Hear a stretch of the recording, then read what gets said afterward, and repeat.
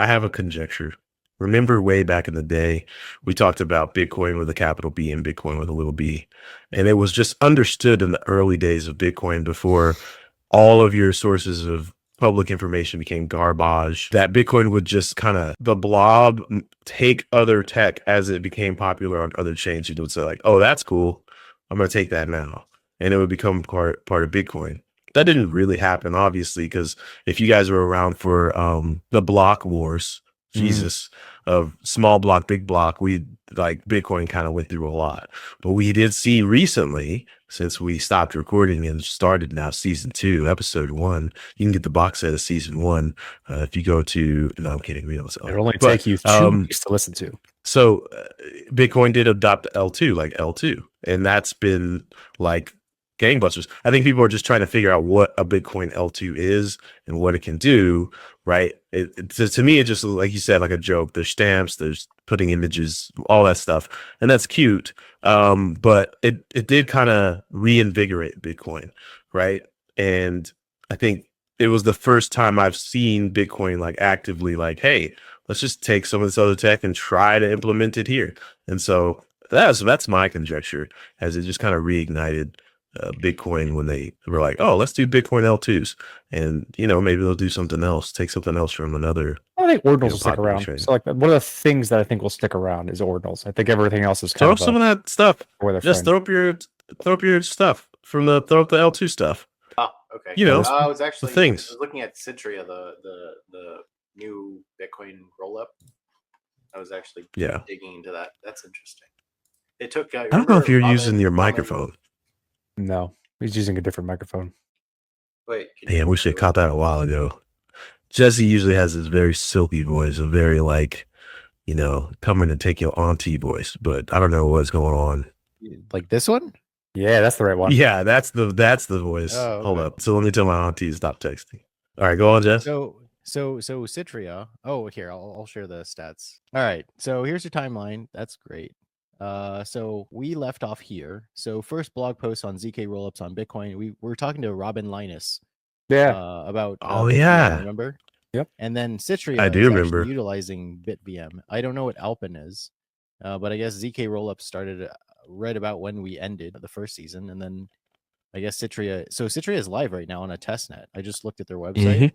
So it might be interesting content for us to actually play around with that and see what that. Let's try and get them on. What is? We talk to them. Yeah. That would be interesting too. Yeah.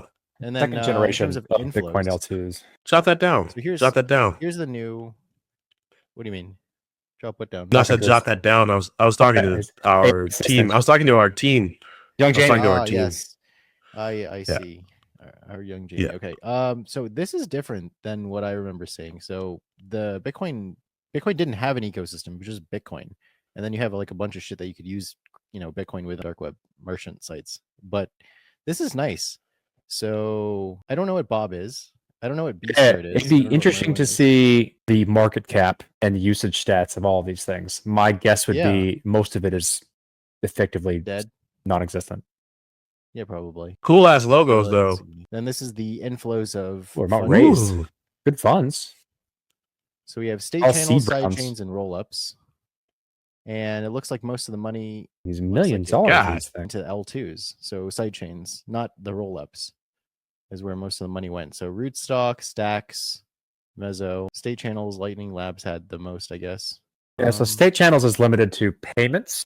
And we'll see a lot of like extension of functionality with state channels. Side chains is a similar type of mechanism as a roll-up. It's just the way in which they basically prove their state. Like the security model of each of these things is different. I just got kind of interested in this Bitcoin EVM action. What's that about?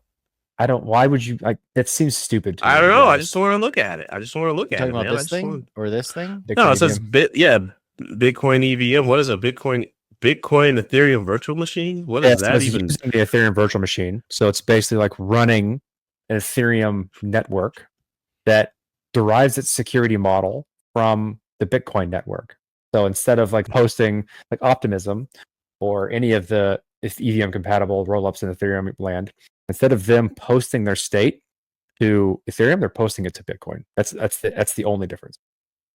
I saw somebody talking about doing a hybrid Ethereum into it. It's just it's an EVM. It's a virtual machine. So you have access to the Solidity smart contracts and the Ethereum virtual machine, which allows you a lot more generality in doing things compared to the Bitcoin script language. No one can see you, so whatever you're doing is they could see it they could see it when we edit it. But go back to these graphs. So there we go. So it looks like most of the funding in 2024 went into side chains versus the rollups, but those are the two largest. The blacks, yes. State channels, everybody gave up on that. Looks like so no funding going into state channels.